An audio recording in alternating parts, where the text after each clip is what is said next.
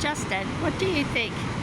These falls are very impressive. It's an amazing series of cascades over these beautifully carved and weathered stones of different colours.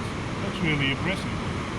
So if you look down at these rocks, you see there's holes in them and all the different colours, especially this one down here. The pinks and the browns. It's unreal what water can do.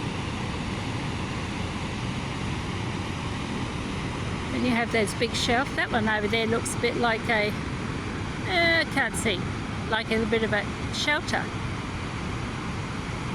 Do you see that one, Justin? Looks a bit like a shelter. I know. I've been here before, but I've never seen them run like this.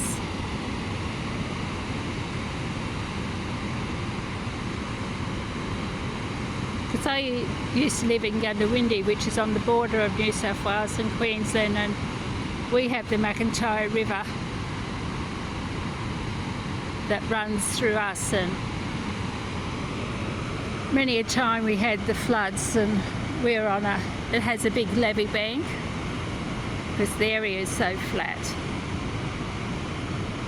But no, this is amazing, so lovely.